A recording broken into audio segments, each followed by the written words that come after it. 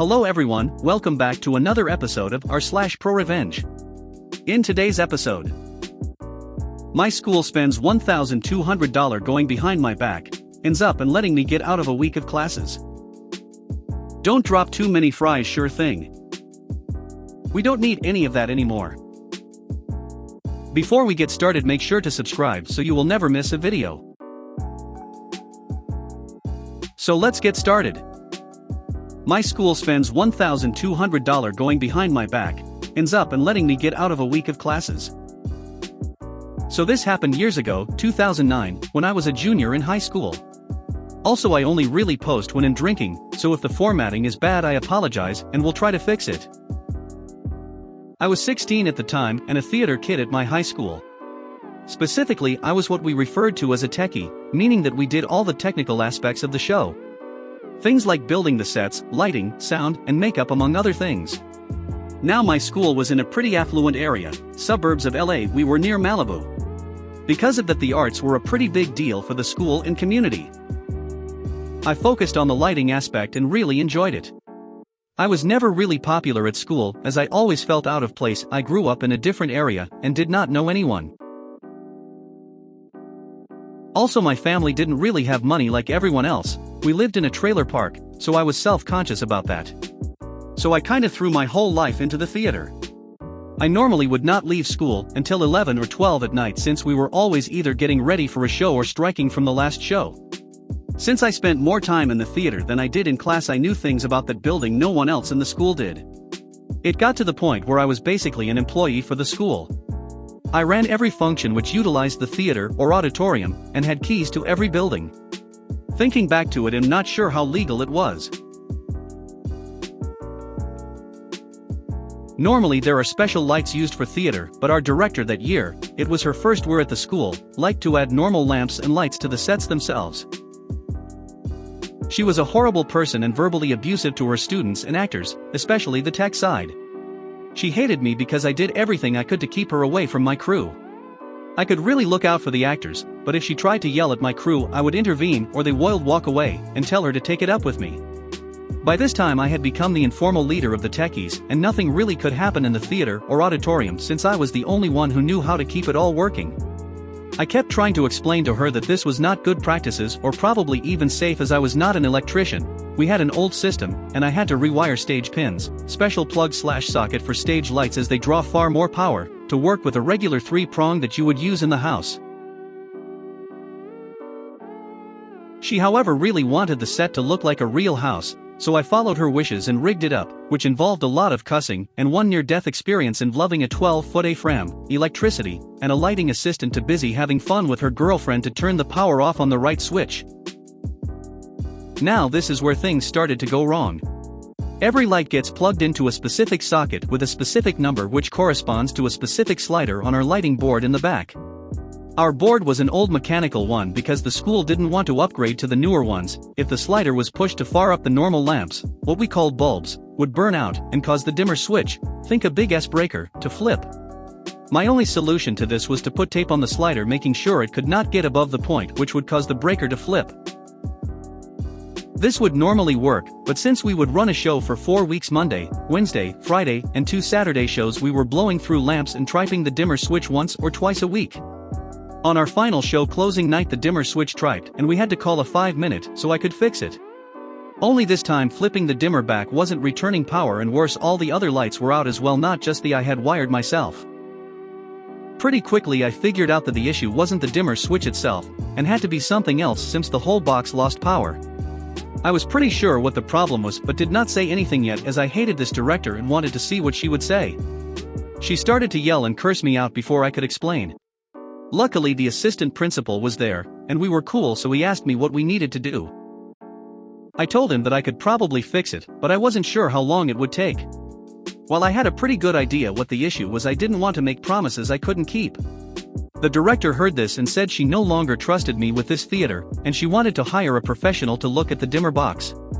She was saying since I broke it, I obviously did not know how to fix it. I shrugged and said okay, but a technician from the company is gonna be expensive, and we have an old system.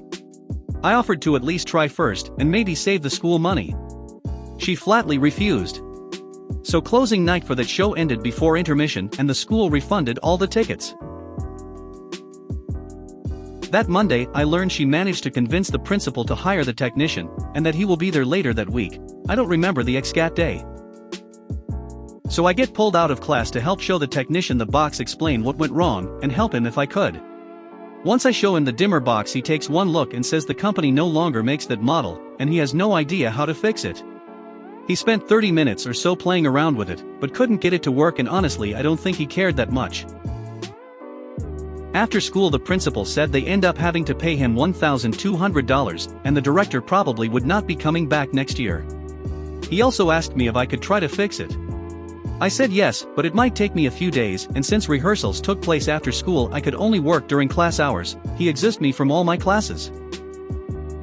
At this point I already knew what the problem was because I came in on Sunday alone to test my theory. See, the building has two separate breaker boxes. The main one everyone knows about, which is in the back next to out panel saw, and the one only I knew about, which was behind the dimmer box. Since the dimmer box was bolted to wall, no one bothered to check. I only knew because the year before I dropped a wrench behind it, and had to unbolt it to get my wrench back.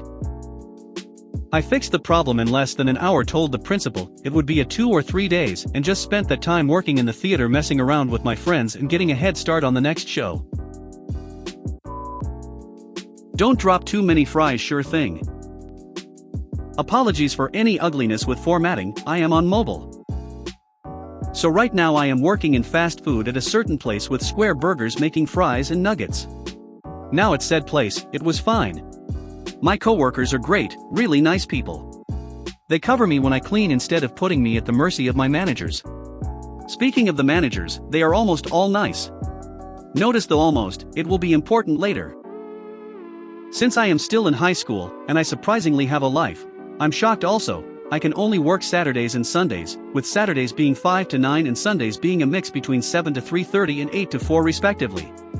Now since my football season just ended, and I am called in on a Friday. This is before I fully knew the worst manager there, let's call her Vanessa, so I do what I normally do.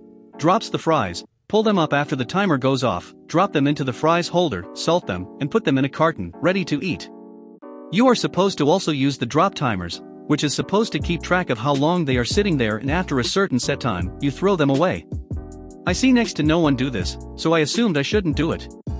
Well, Vanessa noticed this and began to chew Mr. out because of it, but in a way that was way extra. Think talking like you caught your son having sex when he forgot to take out the trash. This got me a bit peed, but I had no choice but to use them. Now the reason we don't use them is because it slows things down. You're supposed to drop more fries when the timer says so, but this isn't possible during the lunch or dinner rush without causing major overflow. No MC yet, trust me, it's coming. Now Vanessa tells me to switch out trash cans, so I let the guy on grill, we'll call him Chad, know to keep an eye on it, and to use the timer because Vanessa wanted me to. So I switch them out, and no later than 2 minutes after I'm done, she gets up in my face about not dropping it on the timer. I tried to explain to her why this wouldn't work, but she insisted on it. So I used the timers and slowed down production. The rush died down a bit, and I still used the timers as I didn't want my head chewed yet again for a third time. Nonetheless, Vanessa found a way to scream at me. She told me to drop less fries, idiot. Now I politely told her that she was the one that told me to drop it on said timer. Now what I said, and how I said it, didn't show the complete riot going in my head. I was saying to myself, bitch, you just said to drop more. She screams at me to do it anyway. Cue the MC. So the rush picks back up, and I do not drop a single fry. I take box after box from each and every order, until there was enough in there for one more large fairy. That's when I dropped the amount for another large fry right then. I also followed the left and right basket rule, no basket of fries from the right to go on the left, to really stick it to her. Manager tries to chew me out once again, but I informed her that I was just following her orders.